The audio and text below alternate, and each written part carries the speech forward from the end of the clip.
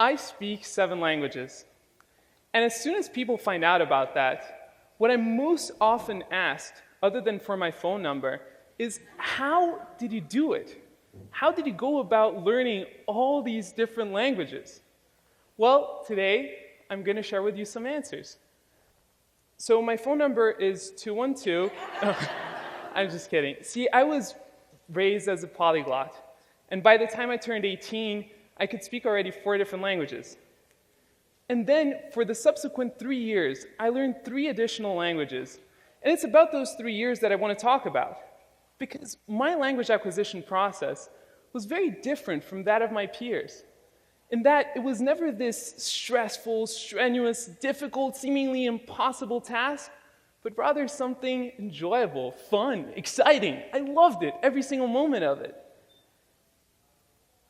And I want to share with you what was it that made it so special? See, I did have a head start in that I did have these 4 languages that I spoke ahead of time, but there were also these 5 techniques, 5 skills, if you will, that I used that made the language learning process so much easier. And it's about those 5 techniques that I want to talk about. So, let's dig right in. And for the first one, the first thing that we've got to do is to take a very deep breath. And relax. And the reason for this is because our entire lives, we're taught how to do things right. From the moment we're born, we're taught what things we should do, the things we shouldn't do, and how to do things properly. Well, when it comes to language learning, the golden rule of language learning, the most important thing is to get things wrong, to make mistakes. And that is the first rule. Let me explain to you why. See, when we know languages, we know a whole collection of sounds and a whole collection of structures, which combined make what I like to call, and for the purpose of this presentation, our language database. And our language database will contain all the sounds and structures that we know. However, there's a whole family of sounds and structures that are beyond our database. And for us to be able to embark on those and to be able to explore those, there's nothing within our database, nothing within our knowledge that will tell us when we're getting these structures right. Nothing to tell us when that sound is precise. Let's say we're going to explore this one specific sound. There is nothing in our database. When we're saying it, we could say it perfectly, but in our minds, it will sound like a mistake. So you know that queasy feeling that we feel, that insecure thing when we feel like we're doing something wrong? That is the trigger that you need to look for, because that is a signal that tells you that you're going beyond your database and that you're allowing yourself to explore the realm of a new language. Let me show you how this works in practice. So let's say we're going to go and learn the word door in Spanish. So the word door in Spanish is puerta. So for puerta, we've got a few sounds that exist in English, so the pu, e, and the ta.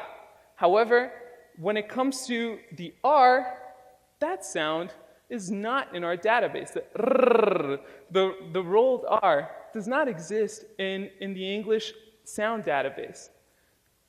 And it's a little bit on the outside. So if we allowed ourselves to bridge through our database and to really break through and to make the mistake, we could make sounds like the rrr. But instead, what sometimes happens is that we get the closest relative of it that is within the database, and that is the r sound. And that r sound makes something that sounds like puerta, which doesn't mean a thing in Spanish. It actually doesn't sound too charming, and it doesn't tell you too much. So for the first technique, allow yourself to make that mistake so that sounds like puerta can come out. And now let's go to the second one. For the second one, I'm going to need some of your collaboration. We are going to read these 4 beautiful words, and on the count of 3. So let's start with the first one. On the count of 3. 1, 2, 3. Mao. Perfect. The second one. 1, 2, 3. Perfect. Third one. 1, 2, 3. Perfect. And the fourth one. 1, 2, 3. Let me show you what happened when we did this. We get these 4 words, and we put them through a sort of American English filter, and we get something that looks kind of like this. And I'll tell you the results of that. So for the first one, mão, which means hand in Portuguese, we put it through the filter, we get mau. For the second one, we get coco, which is coconut in Portuguese, or cocô, which means poop. We put it through the filter and we get a warm cup of cocoa.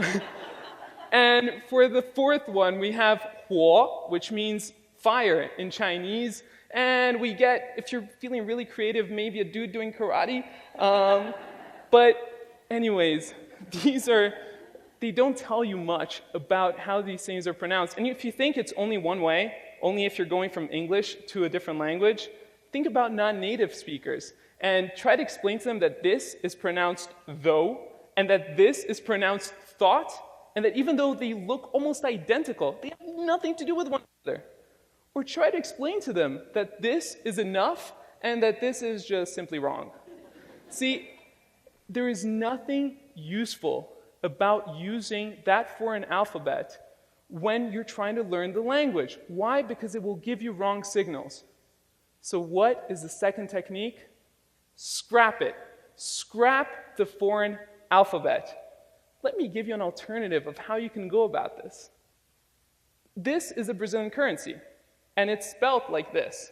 So on the count of 3, can we all say the name of this currency? 1, 2, 3. Yeah. We have some people who know the spelling. Yeah, real for the most part. And as useful as this might seem, it doesn't tell you a single thing. And when you're speaking Portuguese, real means nothing. Let me give you an alternative. See, in Portuguese, the way that you say real is real. So let me teach you how to say it. So on the count of 3, let's say he. So it's he, but without the e sound. So 1, 2, 3, he. Perfect. And now let's say ow. It's like ouch, but without the ch sound. So it's ow. 1, 2, 3. Perfect. So he. Ow. He. Ow. He. Ow. Real. Real. Perfect. Now you all sound like passionate Brazilian capitalists. And so why would we go and use something that looks like this, that looks real, when instead you can use something that looks like this and gives you so much more information about how to say something in a foreign language? And that puts us in a really good spot, because at this point, we allowed ourselves to break through our database and to make mistakes, to go into that uncharted territory of a new language. And then we figured out how to take notation in a way that the information is actually meaningful. But then how can we test it? And that's where technique number 3 comes in. Technique number 3 is about finding a stickler. So finding someone who's detail-oriented and who won't let you get away with the mistakes.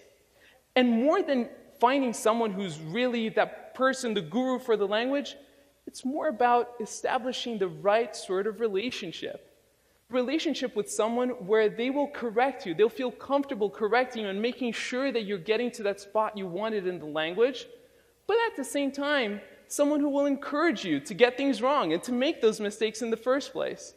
And sticklers could be your teacher, it could be your tutor, it could be a friend, it could be someone on Skype or Craigslist. It doesn't matter. You can find sticklers all over the place, and with technology, it becomes a lot easier to find them. And then it's time to practice. And for practicing, we've got the 4th technique. See, I always thought I had this thing that was a little bit of a Sid craziness that I did, and then I realized how useful it was. I always did what I like to call shower conversations. And shower conversations are exactly what they sound like. When I was learning a new language, I would stay in the shower for a few minutes, and I remember having all these discussions. I remember when I was learning Chinese, and I would haggle and try to get 2 yuan more to get that wonderful dumpling and getting the discount. Or I would go to Roma, and I would ask for directions to the best piazza. It was amazing. And the beautiful thing about a shower conversation is that it allows you to find wherever you have a gap in your knowledge, because you're having the conversation on both ends. For example, it's easy to ask for directions. How about receiving them? Or even better, giving directions? Well, the shower conversation forces you to have both sides of the conversation. And you don't need to have them in the shower. The wonderful thing about them as well is that you can have them anywhere. So you can have them in the shower, in your apartment, walking down the streets, in the subway. And seriously, if you're in the subway, speaking to yourself in a foreign language in New York, you'll fit right in. You're fine. And it's great because you don't depend on anything or anyone to get your practice. And I did this for years, and later on I found out that professional athletes do it too. Michael Phelps is known to visualize every single one of his races several times over before jumping in the water. Worked great for him, and it works great for me too, so it would work for you as well. And now, let's go to using the language, because up to now it's great. We figured out how to do all these things. It puts us in a really good position to use the language.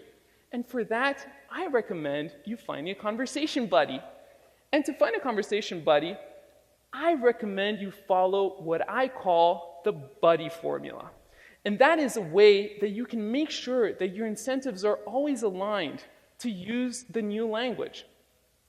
So for that is, the target language should be your best language in common. Why? If you're anything like me, you like to learn languages so that you can communicate with more people, so that you can reach out and understand a little bit more about their brains and their hearts. And so if we try to talk to someone in a foreign language that both of us don't do really well when we could be speaking English or whatever language you're more comfortable with as a pair, odds are that you're going to revert to that language that is easier. So I recommend you find someone where your best language in common is your target language. And if you can't find one locally, try technology, or if you can travel, that would be perfect. There's a problem with that, and I realize it, because it's difficult to find someone that fits that profile exactly. Well, I've got good news. And I found that out when I was at work, and one of my colleagues, he's a linguist too, he speaks a ton of languages, and our best language in common was definitely English. Our second best language in common, definitely French. But we always spoke in German to each other in the office. Why was that? It was because there were people in the office who spoke English. There were people in the office who spoke French. But we could talk about Friday and Saturday night in German, and nobody had any idea what we were talking about. So it can also be your best secret language in common. And it becomes such a convenient tool. You can have that with your friends, and you get a sense of privacy in public. No matter where you are, you can have a private conversation. So let's recap. With the first technique, we allow ourselves to break through the barrier of language and to explore the uncharted territory of sounds and structures outside our database. Then with the second one, we learn how to take notes and how to make sure that we can take notes in a way that we can replicate those sounds and structures later. Then we can check the mistakes by finding a stickler. Fourth, practice. Have your shower conversations wherever you want to be. And then follow the buddy formula, and you can find someone to practice your language with. And after that, arriviamo a un posto veramente bello. Wo Fremdsprachen lernen nicht mehr etwas langweilig, schwierig und stressig ist, pero un mundo de posibilidades, donde tenemos la oportunidad de explorar de nouvelles cultures e toutes les différentes manières de vivre. E o mais gratificante é que com isso aprendemos mais sobre nós mesmos. Prosto paron, vorina kujete sanelinika sas, ala den simeni otiden vorite natamatete. 千里之行，始于足下。没问题，因为现在你们都可以走。Thank you.